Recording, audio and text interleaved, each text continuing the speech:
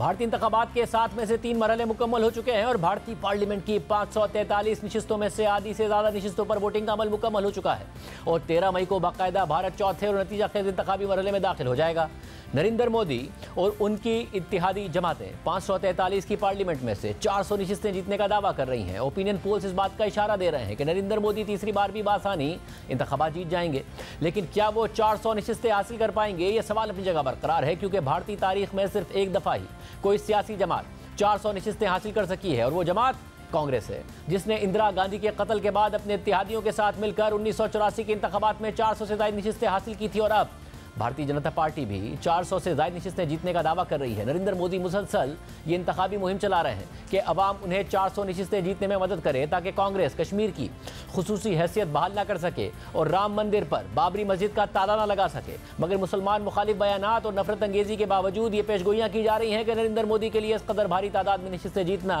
एक बहुत बड़ा चैलेंज होगा। इसलिए वो हर हरबा इस्तेमाल कर रहे हैं, जिनमें से एक हरबा अपोजिशन जमातों को टारगेट करना है, जिनकी सबसे बड़ी मिसाल इस वक्त आम आदमी पार्टी के अरविंद केजरीवाल हैं, जिन्हें आम इंतखाबात की तारीख के ऐलान के चंद दिन बाद गिरफ्तार किया गया था और 1.5 महीने से ज़्यादा अरसा गिरफ्तार रहने के बाद आज उन्हें भारतीय सुप्रीम कोर्ट ने इंतखाबी मुहिम चलाने के लिए उबूरी जमानत दे दी है। अरविंद केजरीवाल ने अदालत से दरख्वास्त की थी कि उन्हें इंतखाबात के आखिरी मरहले के बाद होने वाली वोटों की गिनती तक जमानत दी जाए, मगर सुप्रीम कोर्ट ने उन्हें इंतखाबात के आखिरी मरहले के अख्तिताम के दूसरे दिन यानी 2 जून को खुद को सरेंडर करने का हुक्म दे दिया है और मजीद कहा है कि इस दौरान अरविंद केजरीवाल को बतौर वजीर आला सरकारी उमूर अंजाम देने की इजाज़त नहीं होगी। अहम बात यह है कि अरविंद केजरीवाल को भारतीय इलेक्शन से सिर्फ 1 महीने पहले 21 मार्च को शराब की नई एक्साइज पॉलिसी के केस में इन्फोर्समेंट डायरेक्टोरेट ने गिरफ्तार किया था। इस केस में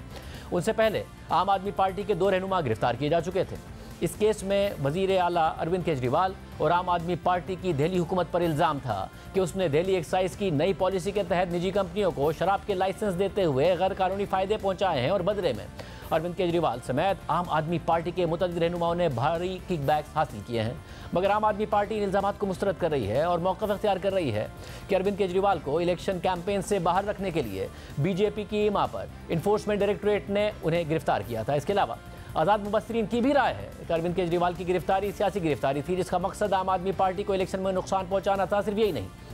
इस वक्त भारत में अपोजिशन के कई रहनुमा या तो गिरफ्तार हैं या उन्हें केसेस का सामना है और उन केसेस का ज़्यादातर ताल्लुक करप्शन और मनी लॉन्ड्रिंग से। और अपोजिशन का दावा है कि नरेंद्र मोदी भारत के तफ्तीशी इदारों को अपोजिशन के खिलाफ एक हथियार के तौर पर इस्तेमाल कर रहे हैं। और डेटा के मुताबिक गुज़िश्ता 10 सालों में जब से नरेंद्र मोदी हुकूमत में आए हैं तब से लेकर अब तक 400 सियासी रहनुमाओं को भारतीय एजेंसीज ने टारगेट किया है और उन सियासतदानों में 90% से ज़्यादा का ताल्लुक अपोजिशन जमातों से है। मगर भारतीय जनता पार्टी इन केसेस को अपने करप्शन के बयानिए की जीत करार दे रही है। इस हकीकत के बावजूद कि नरेंद्र मोदी के दौर में माली जालसाजी का एक ऐसा केस सामने आया जिसे ना सिर्फ भारत का बल्कि पूरी दुनिया का सबसे बड़ा स्कैम करार दिया जा रहा है, सबसे बड़ी जालसाजी करार दिया जा रहा है, जिसमें लाखों नहीं, करोड़ों नहीं, अरबों नहीं बल्कि खरबों रुपए की हेरा फेरी का इल्ज़ाम है। कोई इसे जालसाजी का तो कोई भत्ता वसूली का नाम दे रहा है, तो कोई इसे सरकारी सतह पर टैक्स इवेजन की स्कीम करार दे रहा है, क्योंकि ये मामला सिर्फ एक कंपनी का नहीं है बल्कि इसमें हज़ारों कंपनियां शामिल हैं और इसमें फ्रॉड का बराह रास्त इल्ज़ाम स्टेट बैंक ऑफ इंडिया और नरेंद्र मोदी की हुकूमत पर लग रहा है। अब से 7 साल पहले नरेंद्र मोदी की हुकूमत ने इलेक्ट्रल बॉन्ड नामी एक स्कीम मुतारिफ करवाई और इसे सियासी जमातों की फंडिंग के लिए कहकर चंदा लेने का जरिया बनाया कि मुल्क से काला धन खत्म करना है, सियासी फंडिंग में एहतसाब और शफाफियत लेकर आनी है। और स्कीम यह थी कि कोई भी कंपनी या फर्द सिर्फ स्टेट बैंक ऑफ इंडिया से 1000 रुपये से लेकर 1 करोड़ रुपए तक का एक बॉन्ड खरीद सकता है और बॉन्ड खरीदने की कोई हद मुकर्रर नहीं की गई, यानी कोई शख्स या कंपनी जितने भी बॉन्ड चाहे खरीद सकता है और फिर कोई इस बॉन्ड को अपनी किसी भी मनपसंद जमात को दे सकता है और फिर वो सियासी जमात बॉन्ड की खरीदारी के सिर्फ 15 दिन के अंदर अंदर उसे स्टेट बैंक को फराहम करके वो बॉन्ड कैश करा सकती है और पैसे वसूल कर सकती है। और ऐसा नहीं किया गया तो 15 दिन बाद वो रकम प्राइम मिनिस्टर रिलीफ फंड में चली जाएगी और इस बॉन्ड पर ना ही बॉन्ड खरीदने वाले का नाम लिखा होगा और ना ही बॉन्ड कैश कराने वाले की तफसीलात इस पर दर्ज होंगी,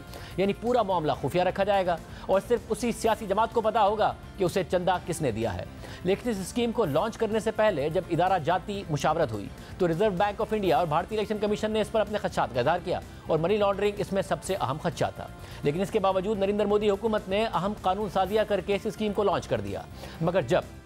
इस स्कीम को लॉन्च किया गया तो भारतीय मीडिया के एक सहाफ़ी पूनम अग्रवाल ने हज़ार रुपए के 2 bond state bank of India से खरीद लिए और फिर उन्हें फॉरेंसिक टेस्ट के लिए भेज दिया। और जब उस बॉन्ड के फॉरेंसिक टेस्ट हुए तो पता चला कि बॉन्ड पर एक खुफिया सीरियल नंबर लिखा हुआ है जो सिर्फ अल्ट्रा वायलेट लाइट की मदद से नजर आता है, जिसके बाद खुद पूनम अग्रवाल ने तफसीलात बताई। और इससे यह बात जाहिर हुई कि हर अलग बॉन्ड पर एक सीक्रेट सीरियल नंबर दर्ज है और यहीं से यह स्कीम एक स्कैंडल में बदल गई और नरेंद्र मोदी की हुकूमत का यह झूठ पकड़ा गया कि यह स्कीम एक खुफिया स्कीम है और इसमें बॉन्ड खरीदने वाले फर्द या कंपनी की तफसीलात किसी तौर पर मालूम नहीं हो सकती और हुकूमत ये नहीं पता लगा सकती कि किस कंपनी या शख्स ने सियासी जमात को चंदा दिया है। मगर फिर हुकूमत और स्टेट बैंक ने दावा किया कि जो सीक्रेट सीरियल नंबर है वो बस एक सिक्योरिटी फीचर है ताकि जालसाजी से बचा जा सके और इस नंबर को रिकॉर्ड में नहीं रखा जाता, इसलिए इसका किसी भी ट्रांजैक्शन रिकॉर्ड से कोई लेना देना नहीं है, जिसकी वजह से इसे बॉन्ड खरीदने वाले फर्द या कंपनी और फिर इस बॉन्ड को कैश कराकर चंदा हासिल करने वाली सियासी जमात को ट्रैक करने के लिए इस्तेमाल नहीं किया जा सकता। मगर स्टेट बैंक ऑफ इंडिया और भारतीय हुकूमत का यह दावा भी झूठ निकला। भारत के एक रिटायर्ड नेवी अफसर लोकेश भत्रा ने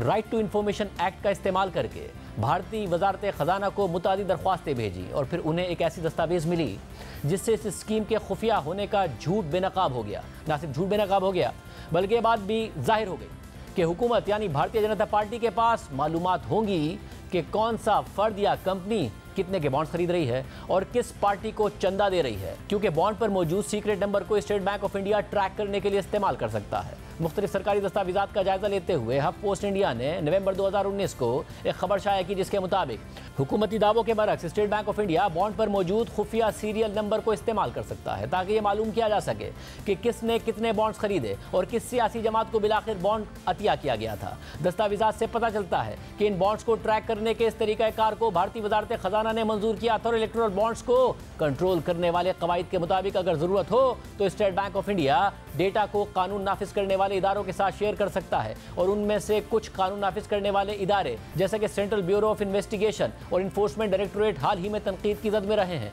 क्योंकि हिज़्ब इख्तिलाफ की जमातों ने उन पर अपने सियासी आकाओं के कहने पर काम करने का इल्जाम लगाया है। खबर के मुताबिक ये इंकिशाफ, जिसकी तस्दीक हफ पोस्ट इंडिया की तरफ से जायजा ली गई दस्तावेजात करती हैं, साबित करता है कि इंतखाबी बॉन्ड वाकई में किसी अतिया देने वाले को हुकूमत की तरफ से नाम जाहिर ना करने की सहूलत फराहम नहीं करते। दर हकीकत इन अतियात के बारे में अंधेरे में रहने वाले वाहिद लोग हिंदुस्तानी अवाम और अपोजिशन जमाते हैं, क्योंकि जनवरी 2018 में जारी करदा एक नोटिफिकेशन के मुताबिक खरीदार की तरफ से पेश करदा मालूमात को मजाज बैंक के जरिए खुफिया रखा जाएगा और किसी भी मकसद के लिए किसी भी अथॉरिटी के सामने जाहिर नहीं किया जाएगा सिवाय इसके कि जब किसी मजाज अदालत के जरिए मुतालबा किया जाए या किसी कानून नाफिज करने वाले इदारे के जरिए फौजदारी मुकदमा दर्ज किया जाए। और यहीं से ये सवाल उठा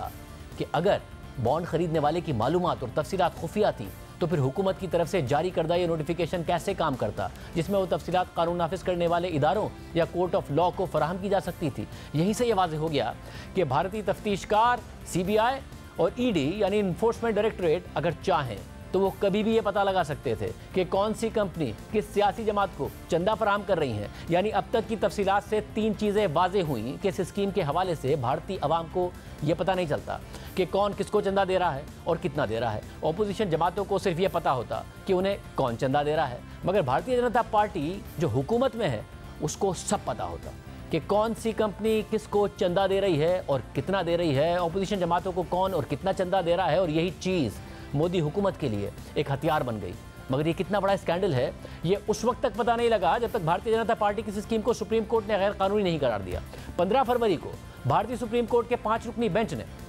मुख्तलिफ दरख्वास्तों के पेश नज़र इलेक्ट्रल बॉन्ड स्कीम को गैर कानूनी करार दे दिया और इसे शहरियों के राइट टू इन्फॉर्मेशन के खिलाफ करार दे दिया और कहा कि शहरियों को ये हक हासिल है कि वो जान सकें कि कौन किस सियासी जमात को कितना चंदा दे रहा है। अदालत ने यह भी कहा कि इस स्कीम की इजाज़त नहीं दी जा सकती। कंपनियों की सियासी अमल में असरअंदाज होने की सलाहियत अफराद के मुकाबले में बहुत ज़्यादा होती है और कंपनियों की तरफ से सियासी जमातों को दिया गया माली ताउन खालिसतन कारोबारी लेन देन है जो बदले में फ़वाइद हासिल करने के इरादे से किया गया है। और इस बुनियाद पर अदालत ने स्टेट बैंक ऑफ इंडिया को हिदायत दी कि वो इस पूरी स्कीम के हवाले से डेटा रिलीज़ करे। मगर स्टेट बैंक ऑफ इंडिया ने इब्तिदा में काफ़ी हिचकिचाहट का मुजाहरा किया और कहा कि हमें इस पूरे अमल में 3 महीने लग सकते हैं और हम ये काम इलेक्शन के बाद ही करने की पोजीशन में होंगे। मगर अदालत ने स्टेट बैंक को दोबारा हिदायत दी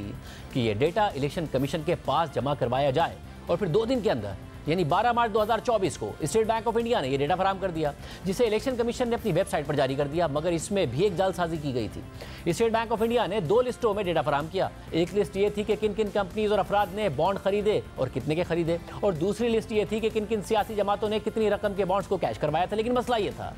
कि स्टेट बैंक ऑफ इंडिया ने बॉन्ड पर मौजूद सीक्रेट नंबर रिलीज नहीं किए थे, जिससे इन दोनों लिस्टों को आपस में जोड़ना मुश्किल हो गया था। यानी ये पता नहीं चल रहा था कि किस कंपनी का कितना पैसा किस सियासी जमात को गया है। और फिर 18 मार्च को भारतीय सुप्रीम कोर्ट ने स्टेट बैंक ऑफ इंडिया पर बरहमी का इजहार किया कि सिलेक्टेड डेटा रिलीज किया गया है और ऐसा सिलेक्टिव डेटा रिलीज नहीं किया जा सकता, और 21 मार्च तक सारा डेटा रिलीज किया जाए। और फिर ये डेटा रिलीज किया गया और तमाम डेटा रिलीज होने के बाद ये पता चला कि अप्रैल 2019 से लेकर 15 फरवरी 2024 तक मजमूई तौर पर 12,000 करोड़ भारतीय रुपए पर मुश्तमिल 22,000 से ज्यादा बॉन्ड्स को कैश करवाया गया था, और उसमें से भारतीय जनता पार्टी को 6,000 करोड़ भारतीय रुपए से ज्यादा मिले थे। यानी तकरीबन आधी रकम बराह रास्त भारतीय जनता पार्टी को गई थी। और दूसरे नंबर पर ममता बनर्जी की सरबराही में तृणमूल कांग्रेस, जिसको 1600 करोड़ रुपए भारतीय मिले थे। और तीसरे नंबर पर थी इंडियन नेशनल कांग्रेस, जिसे 1400 करोड़ भारतीय रुपए मिले थे। बीआरएस नामी पार्टी चौथे नंबर पर थी, जिसे इस मुद्दत के दौरान 1200 करोड़ भारतीय रुपए मिले थे। जबकि पांचवें नंबर पर बीजेडी थी, जिसे 775 करोड़ रुपए मिले थे। मगर सवाल यह है कि इस स्कीम में बुराई क्या थी? कंपनियां तो पहले भी सियासी जमातों को चंदा देती रही हैं। इसमें सबसे बड़ा मसला टैक्स इवेजन का था। वो कंपनियां जो टैक्स इवेजन की वजह से, यानी टैक्स चोरी की वजह से भारतीय तफ्तीशकारों के रेडार पर थी, उन्होंने इस स्कीम के जरिए सबसे ज्यादा चंदा फराहम किया। 2019 से लेकर 2024 तक जिन 5 कंपनियों ने इस स्कीम के जरिए सबसे ज्यादा चंदा फराहम किया, उनमें से 3 कंपनियों को टैक्स मामलात पर भारतीय तफ्तीशकार एजेंसीज, इन्फोर्समेंट डायरेक्टोरेट और इनकम टैक्स डिपार्टमेंट की तहकीकात का सामना था। इन 3 कंपनियों में जिसने सबसे ज्यादा बॉन्ड्स खरीदकर सियासी जमातों को चंदे के तौर पर दिए और जिन्हें मनी लॉन्ड्रिंग और टैक्स मामला से मुतालिक तहकीकात का सामना था, उनमें सरफहरिस्त थी फ्यूचर गेमिंग कंपनी, जिसने 1300 करोड़ भारतीय रुपए की मालियत के बॉन्ड्स खरीदे। और इस कंपनी के खिलाफ जुलाई 2019 में ही इन्फोर्समेंट डायरेक्टोरेट ने मनी लॉन्ड्रिंग की तहकीकात का आगाज कर दिया था। और उस कंपनी ने अपना पहला बॉन्ड अक्टूबर 2020 में खरीदा था, यानी तफ्तीश का आगाज होने के बाद। और भारतीय मीडिया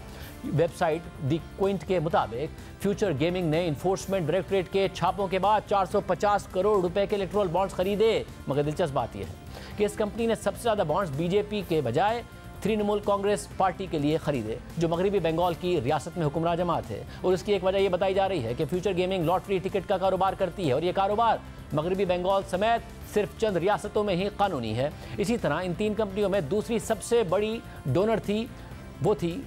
मेगा इंजीनियरिंग, जिसने 2019 से लेकर 2024 तक तकरीबन 1000 करोड़ रुपए के बॉन्ड खरीदे। अहम बात यह है कि अक्टूबर 2019 में भारतीय टैक्स डिपार्टमेंट ने इस कंपनी पर छापा मारा था, और फिर इन्फोर्समेंट डिपार्टमेंट ने भी कंपनी के खिलाफ अपनी तफ्तीश का आगाज कर दिया था। और उसी साल अप्रैल में ही मेगा इंजीनियरिंग ने 50 करोड़ रुपए के बॉन्ड खरीदे थे, और बाद में मजमूई तौर पर इसने तकरीबन 1000 करोड़ रुपए के बॉन्ड खरीदे थे। और इसने 500 करोड़ रुपए से ज्यादा बीजेपी को चंदे के तौर पर दिए। यूं मेगा इंजीनियरिंग बीजेपी का सबसे बड़ा डोनर था। सिर्फ यही नहीं,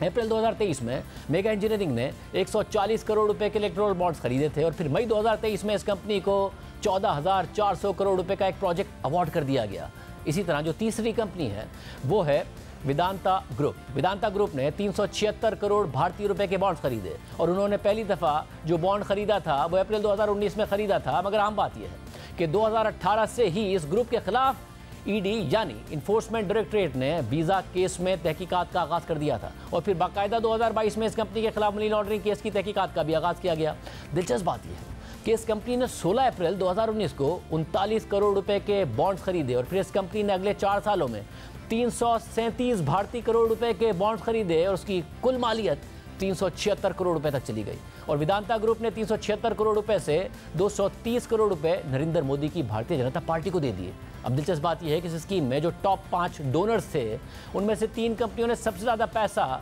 नरेंद्र मोदी की भारतीय जनता पार्टी को दिया है। मेगा इंजीनियरिंग जो दूसरी सबसे बड़ी डोनर थी, उसने बीजेपी को अपने 966 करोड़ रुपए के बॉन्ड्स में से 584 करोड़ रुपए दिए। क्विक सप्लाई चेन, जिसके एक डायरेक्टर मुकेश अंबानी के रिलायंस ग्रुप की मुख्तलिफ कंपनियों के भी डायरेक्टर हैं, वो इस स्कीम में तीसरे सबसे बड़े डोनर थे, और उन्होंने 410 करोड़ रुपए के बॉन्ड्स खरीदे, जिसमें से 375 करोड़ रुपए उन्होंने भारतीय जनता पार्टी को दिए। दिलचस्प बात यह है कि इस कंपनी का जो एग्रीगेट प्रॉफिट रहा है वो तकरीबन 80 करोड़ रुपए रहा है, और उसने अपने मुनाफे से कई गुना ज्यादा पैसा इलेक्टोरल बॉन्ड्स खरीदकर बीजेपी को चंदा दिया है, और 25 करोड़ रुपए शिवसेना जैसी जमात को भी दिए हैं। और वेदांता ग्रुप ने भारतीय जनता पार्टी को 230 करोड़ रुपए दिए।